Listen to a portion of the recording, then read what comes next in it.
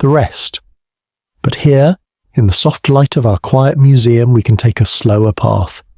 Instead of jumping to conclusions, we can let the object breathe, letting its possibilities unfold gently, like the petals of a flower opening in slow motion. What would it mean for this clay jar to be a battery? In modern terms, a basic battery needs 3 simple elements: 2 different metals and a liquid that can carry electric charge. Copper and iron, the materials in the jar, can indeed serve as 2 parts of such a system.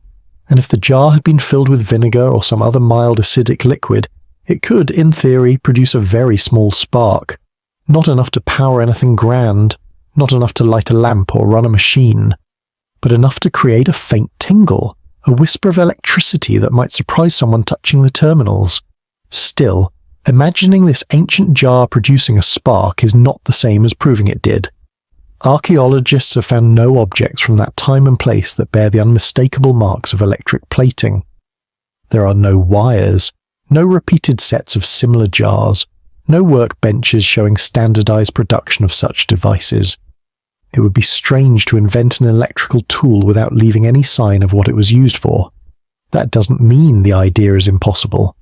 It simply means that the evidence is gentle, incomplete, and open to interpretation.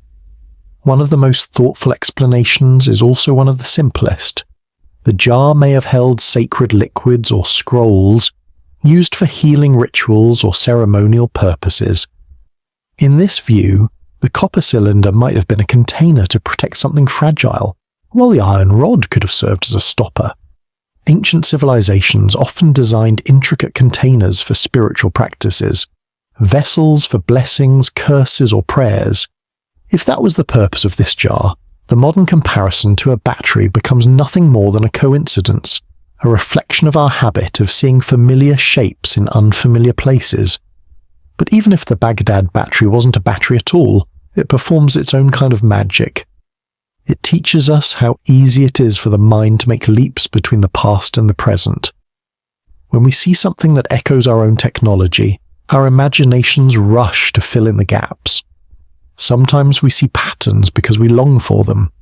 Other times we see them because humans across centuries have tended to reuse efficient shapes without ever meeting one another. And it is not alone in this trick of reflection. Many ancient objects invite similar misunderstandings. Think of the carving at the Temple of Dendera, where a long curved shape on the wall is sometimes said to resemble a modern light bulb.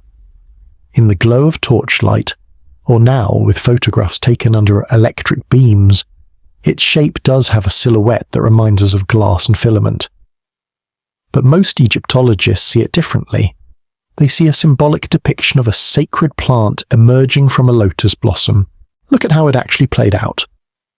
Let's start with the mother of all modern revolutions, France, 1789. In the 1780s, France was the centre of European civilization. Paris was the cultural capital of the world. French was the language of diplomacy, the arts, philosophy, science, all flourishing. King Louis XVI sat on the throne. The monarchy had ruled France for 800 years. It seemed eternal, unshakable. But beneath the surface, the rot was total. This is stage 1 of every revolution: extreme wealth inequality. In 1789, France had 27 million people divided into 3 estates. The first estate, the clergy, owned 10% of the land and paid no taxes. The second estate, the nobility, about 400,000 people, owned 25% of the land and paid almost no taxes. The third estate, everyone else, 26 million peasants, workers and middle class, owned 65% of the land and paid all the taxes. Let that sink in. 1.5% of the population paid no taxes, while 98.5% carried the entire burden, and it wasn't just taxes. The nobility had privileges. They could hunt on peasant land, they could demand labour, they lived in palaces while peasants starved. By 1788, a bad harvest caused bread prices to spike. Bread was 88% of a peasant's budget. When prices doubled, people couldn't eat, but the nobility, still eating 5-course meals, still throwing lavish parties at Versailles. The gap between the rich and everyone else wasn't just economic, it was a complete disconnect from reality. This is stage 2, government corruption and incompetence. King Louis XVI was not evil. He was weak and indecisive. France was bankrupt from fighting wars, including helping America in the Revolutionary War. The government owed billions, and Louis's solution: borrow more, raise taxes on the peasants, cut nothing. The nobility refused to pay taxes, the clergy refused, and when Louis tried to reform, they blocked him because the people with power would rather see the country burn than give up their privileges. Sound familiar? By 1789, France was in crisis. The government couldn't pay its debts, the people couldn't afford food, and Louis called the Estates General, a representative assembly that hadn't met in 175 years. He thought it would legitimize new taxes. Instead, it became the spark. This is stage 3, middle class destroyed and radicalized. The Third Estate, which included not just peasants but also lawyers, merchants, and educated middle class, demanded equal representation. They wanted 1 vote per person, not 1 vote per estate, which gave the nobility and clergy a 2-to-1 advantage. Louis refused, so on June 17, 1789, the Third Estate declared itself the National Assembly. They locked themselves in a tennis court and vowed not to leave until France had a constitution. This is the moment when the middle class, the educated people who should be supporting the system, turn against it. When lawyers and merchants say the government is illegitimate, that's when revolution becomes inevitable. July 14th, 1789. Parisians stormed the Bastille prison, a symbol of royal authority. They killed the guards, paraded their heads on pikes through the streets. The revolution had begun, and it escalated fast. This is stage 4, loss of faith in institutions. The monarchy, the church, the courts, all lost legitimacy. The National Assembly abolished feudalism, seized church lands, declared the rights of man, but it wasn't enough. The radicals kept pushing. Stage 5. Revolutionary movement gains mass support. The Jacobins, led by Robespierre, demanded more extreme measures. They wanted to execute the king, redistribute all wealth, purge the enemies of the revolution, and they gained popular support because the moderates had failed to deliver. The economy was still in crisis, food was still scarce, and people wanted blood. January 21st, 1793, King Louis XVI was beheaded by guillotine in public. His wife, Marie Antoinette, followed in October, and then the terror began. Stage 6. Government overthrown. Chaos follows. From 1793 to 1794, the Committee of Public Safety, led by Robespierre, executed 40,000 people. Nobles, priests, political opponents, even fellow revolutionaries who weren't radical enough. They called it purifying the revolution. It was mass murder. The guillotine ran daily in Paris, public executions as entertainment, and the purge kept expanding. First the nobility, then the moderate revolutionaries, then anyone accused of counter-revolutionary thoughts. No trial, no evidence, just accusation and death. Robespierre himself was eventually executed by the same system he created because revolutions devour their own children. Always. By 1799, France was exhausted. 10 years of chaos, economic collapse, war on all fronts, and Napoleon seized power in a coup, became emperor. The revolution that began with liberty, equality, fraternity, ended with a military dictatorship that would drag Europe into 15 years of war. The lesson of France: extreme inequality plus government incompetence plus loss of faith in institutions leads to revolution, and revolution leads to chaos, terror, and often dictatorship worse than what came before. Now, let's jump forward 128 years. Russia, 1917. By 1917, Russia was a backwards empire ruled by Tsar Nicholas II. The Romanov dynasty had ruled for 300 years, and Russia was massive, 180 million people spanning from Europe to the Pacific, but beneath the imperial facade, the same rot. Stage 1. Extreme wealth inequality. The Tsar and nobility owned everything. The peasants, 80% of the population, owned nothing. They'd been freed from serfdom in 1861, but most still worked land owned by nobles, paying rent they couldn't afford. In the cities, factory workers laboured 12-14 hours a day for starvation wages. Child labour was common. Safety regulations didn't exist. Meanwhile, the Tsar lived in palaces. The nobility hosted balls that cost more than a peasant would earn in a lifetime.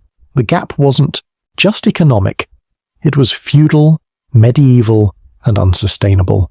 Stage 2. Government corruption and incompetence. Tsar Nicholas II was a disaster, weak, indecisive, and completely out of touch with reality. He believed in divine right, that God had chosen him to rule, and therefore no reform was necessary. When workers peacefully marched to the Winter Palace in 1905 to petition for better conditions, his guards opened fire. Hundreds killed, Bloody Sunday. It destroyed any remaining faith that the Tsar cared about his people. Then came World War I. Russia entered in 1914 and it was a catastrophe. Millions of poorly equipped soldiers sent to die. Officers were incompetent. Supply lines collapsed. Soldiers fought without bullets. Entire divisions surrendered because they had no ammunition. By 1917, Russia had suffered 3 million casualties. The army was deserting. The economy was collapsing. And the Tsar, still living in luxury, still making decisions based on advice from Rasputin, a mystical holy man who had influence over the Tsarina. February 1917, bread riots in Petrograd, St. Petersburg. Women in bread lines started protesting, workers joined them. The army was called in to restore order, but the soldiers refused to fire on the crowds. They mutinied. Stage 3. Middle class and military turn against the government. When the army won't defend you, the government is over. The Duma, Russia's parliament, demanded Nicholas abdicate, and on March 15, 1917, he did. After 300 years, the Romanov dynasty ended not with a war but with a whimper. A provisional government took over, led by Alexander Kerensky. They promised reforms, elections, a constitution, but they made a fatal mistake. They kept Russia in World War I. The soldiers wanted peace, the people wanted food, and the provisional government delivered neither. Stage 4. Loss of faith in institutions. The provisional government lost legitimacy within months. They were seen as weak, incompetent, beholden to foreign powers, and into that vacuum stepped Vladimir Lenin and the Bolsheviks. Stage 5. Revolutionary movement gains mass support. Lenin promised 3 things: peace, land, bread. End the war, redistribute the nobility's land to peasants, feed the people. Simple, direct, and the Bolsheviks built a disciplined revolutionary organization ready to seize power. October 25, 1917. The Bolsheviks launched a coup. They stormed the Winter Palace, arrested the provisional government, and Lenin declared Soviet power. The whole operation took less than 24 hours, almost bloodless, but what followed wasn't. Stage 6. Government overthrown, chaos follows. The Russian Civil War lasted from 1918 to 1922. The Reds, Bolsheviks, versus the Whites, everyone else, monarchists, liberals, foreign intervention. It was total war, and the Bolsheviks won through ruthless terror. The Cheka, the secret police, executed anyone suspected of counter-revolutionary activity. Entire villages wiped out. In July 1918, the Tsar and his entire family were executed in a basement, shot and bayoneted, even the children. By 1922, the Bolsheviks controlled Russia, but the cost was catastrophic. 10 million dead in the Civil War, famine killed millions more, the economy was destroyed, and Lenin's promises. Peace meant surrender to Germany in humiliating terms. Land meant collectivization and famine. Bread meant rationing and starvation. The revolution that promised liberation delivered dictatorship. Stalin would take over in 1924 and kill 20 million more in purges and famines.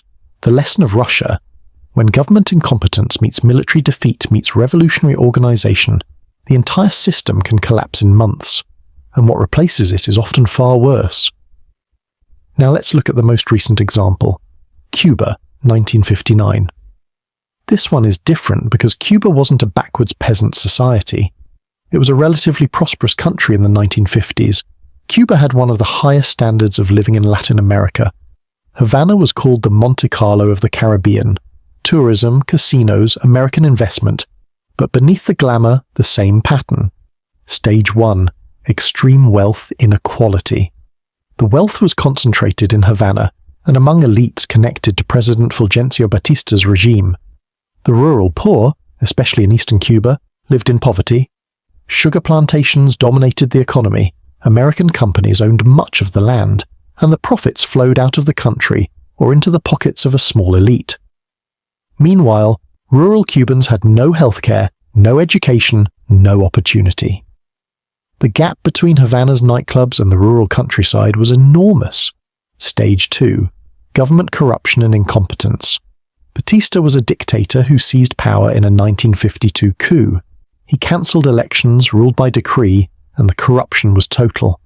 Police could be bought, courts were rigged, political opponents were imprisoned or killed.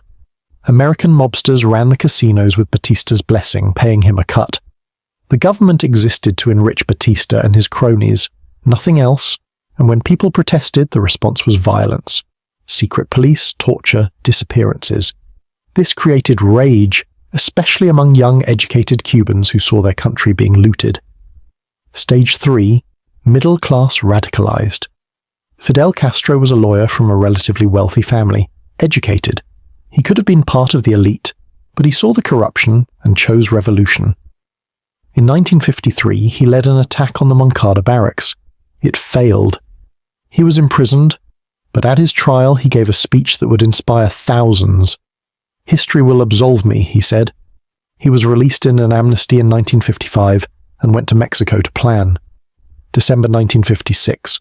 Castro returned with 82 men on a boat called Granma. They landed in eastern Cuba. Batista's forces ambushed them. Only 20 survived and escaped to the Sierra Maestra Mountains. Most revolutionaries would have given up. Castro didn't. This is where the pattern accelerates. Stage 4. Loss of faith in institutions. Batista's brutality turned the population against him. When the army razed villages suspected of helping rebels, they created more rebels. When police tortured students, their classmates joined the revolution. Castro's forces grew not because of ideology but because Batista was hated, and the United States, which had supported Batista, started backing away. When your foreign patron abandons you, you're finished. Stage 5. Revolutionary movement gains mass support. By 1958, Castro had thousands of fighters, urban resistance cells in every city, support from peasants who saw him as their defender, and Batista's army was collapsing. Soldiers deserted, officers fled with stolen money. On January 1st, 1959, Batista fled to the Dominican Republic with $300 million. Castro entered Havana on January 8th, victorious. Stage 6. Government overthrown, chaos follows. At first, Castro promised democracy, elections, free press, but within months, the mask dropped. Political opponents were arrested, trials and executions, the press was censored, and Cuba became a communist dictatorship. Castro nationalized everything: factories, farms, businesses. Anyone who resisted was imprisoned or executed. Hundreds were shot in the first year, thousands fled. The middle class that had supported Castro because they hated Batista, they learned too late that revolution doesn't bring freedom, it brings new tyrants. Cuba remained a dictatorship for 60 years. Fidel ruled until 2008, his brother Raúl until 2018. The revolution that promised liberation delivered poverty and repression. The lesson of Cuba: even in a relatively developed country, corruption and brutality can trigger revolution, and the revolutionaries, once in power, become the new oppressors. 3 revolutions, 3 countries, 3 centuries: France 1789, Russia 1917, Cuba 1959. Different contexts, different ideologies, but the exact same 6-stage pattern. Let's break it down, because once you see it, you'll understand why what's happening in the United States right now should terrify you. Stage 1. Extreme wealth inequality. In all 3 cases, wealth was concentrated in a tiny elite while the masses struggled. France, nobility and clergy paid no taxes. Russia, Tsar and nobles owned everything. Cuba, Batista and connected elites looted the country. The specific numbers varied, but the pattern is the same. When the top 1% control 25 to 40% of wealth, when the gap between rich and poor becomes visible and insulting, resentment builds. This alone doesn't cause revolution. Inequality has always existed, but it's the foundation. Check. Stage 2. Government corruption and incompetence. In all 3 cases, the government was seen as illegitimate. France, Louis XVI couldn't reform and kept borrowing. Russia, Nicholas II was incompetent and disconnected from reality. Cuba, Batista was a corrupt dictator. When government exists only to serve elites, when corruption is obvious, when incompetence leads to crisis, people lose respect for authority. Check. Stage 3. Middle class destroyed and radicalized. This is the key stage. Revolutions don't start with the poorest. They start when the educated middle class loses hope in the system. France, lawyers and merchants led the National Assembly. Russia, students and intellectuals joined the Bolsheviks. Cuba, Castro was a lawyer. His supporters were educated urbanites. When the people who should benefit from stability turn against it, revolution becomes likely. Check. Stage 4. Loss of faith in institutions. When people stop believing in elections, courts, police, the social contract is broken. France, the Estates General became a revolutionary assembly. Russia, soldiers refused to defend the Tsar. Cuba, everyone knew Batista rigged elections. When institutions lose legitimacy, when people believe the system cannot be reformed from within, they look for alternatives outside the system. This is the point of no return. Check. Stage 5. Revolutionary movement gains mass support. This is when organized groups offer an alternative. France, the Jacobins. Russia, the Bolsheviks. Cuba, Castro's 26th of July movement. They promise justice. They promise to punish the corrupt. They promise a better future, and people desperate for change support them, not because they love the revolutionaries, but because they hate the current government more. Check. Stage 6. Government overthrown, chaos follows. This is the culmination. The old order collapses. France, king beheaded, terror follows. Russia, Tsar executed, civil war kills millions. Cuba, Batista flees, Castro becomes dictator. And here's the pattern within the pattern. The revolution never delivers what it promises. It delivers blood, purges, and new tyranny, because revolutions are led by extremists, and extremists don't build, they destroy. The moderates who wanted reform, executed or exiled, the people who thought revolution would bring freedom. They learned too late that chaos is worse than corruption. Now let's talk about the United States in 2025 and why every warning sign is flashing red. Stage 1. Extreme wealth inequality. Check. In 1980, the top 1% in America controlled 80% of wealth. Today, 32%, higher than France in 1789. The top 0.1%, about 130,000 households, own more wealth than the bottom 90%, about 117 million households. The gap between billionaires and everyone else is larger than any time in American history. Larger than the Gilded Age, larger than the 1920s. The rich are visible. Private jets, mega yachts, space tourism, while the middle class can't afford homes, healthcare, or education, while millions work multiple jobs just to survive. The rage is building, and it's justified. Stage 2. Government corruption and incompetence. Check. Trust in Congress is at 15%. Trust in the Supreme Court is collapsing. Half the country believes elections are rigged. Insider. Trading by members of Congress is rampant. Lobbyists write legislation, corporations own politicians, and nothing gets done. Infrastructure is crumbling. The debt is $36 trillion and climbing. Problems that should be solved aren't because government doesn't serve the people, it serves donors. When both parties are seen as corrupt and incompetent, when voters believe the system is rigged, faith in democracy dies. Stage 3. Middle class destroyed and radicalized. Check. The American middle class is being hollowed out. College is unaffordable, housing is unaffordable, healthcare costs are bankrupting families, wage growth is stagnant while asset prices explode, and young people, educated young people, can't achieve what their parents had. They're drowning in student debt, can't buy homes, can't start families, and they're angry. When lawyers, teachers, engineers, the people who should be succeeding, are failing, they radicalize. They look for someone to blame and they find targets. The elites, the billionaires, the system. This is how revolutions start, not with the poorest, but with the educated who expected better. Stage 4. Loss of faith in institutions. Check. We're here right now. Trust in media is at all-time lows. Trust in police has collapsed. Trust in elections is broken.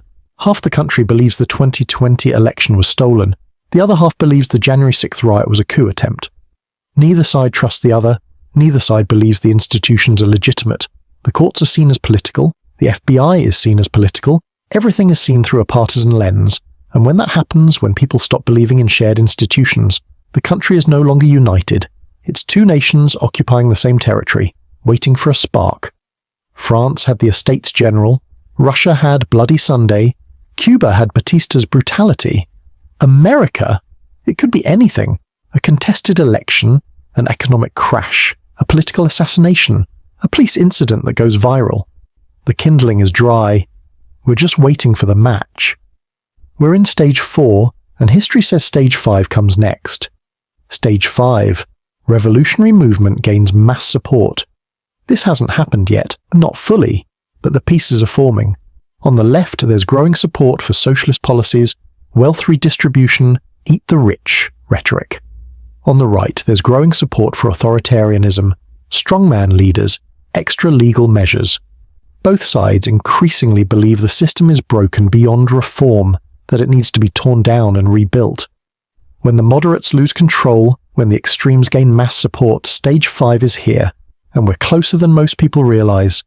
Stage 6 is what no one wants to think about because stage 6 is chaos. In France, 40,000 executed in the terror. In Russia, 10 million dead in civil war. In Cuba, dictatorship for 60 years. American exceptionalism says it can't happen here. We're too stable, too wealthy, too democratic. That's what they said in France. Russia was an empire that had lasted 300 years. Cuba was prosperous and modern, and all three collapsed. The pattern doesn't care about exceptionalism. So what would stage 6 look like in America? No one knows exactly, but history gives us clues. Political violence escalates, not riots, organized violence, assassinations, insurgency. The military and police fracture. Some units side with the government, others with the revolutionaries. Supply chains break down, food shortages, fuel shortages. The economy collapses because no one trusts anything. States try to secede or refuse to recognize federal authority, and foreign powers interfere. China, Russia, they'd love to see America burn. The chaos could last years, millions could die, and what emerges on the other side won't be the America we knew. It could be authoritarian, it could be fractured into regions, it could be something worse. That's stage 6, and the pattern says once you're in stage 4, it's very difficult to stop. 3 revolutions, 3 identical patterns. France, Russia, Cuba. Each time the elites never saw it coming, each time they thought they were safe, each time they thought the peasants would never rise, and each time the gap between rich and poor, the government corruption, the loss of faith, it all combined into an explosion that destroyed the existing order. The United States is in stage 4. The wealth gap is worse than France in 1789. The government is as dysfunctional as Russia in 1917. The faith in institutions is as broken as Cuba in 1958. And the pattern says stage 5 and 6 are coming. Maybe we can stop it. Maybe we can reform before revolution. Maybe the system can fix itself. But the pattern says otherwise, the history says otherwise, and the warning signs are everywhere. 3 times it happened, each time they thought they were different. Each time the pattern won. If this opened your eyes to where we actually are in the cycle, subscribe, because when stage 5 begins, when the revolutionary movements gain mass support, you'll want to understand what's happening and why. The answers aren't hiding in the future, they're written in the past.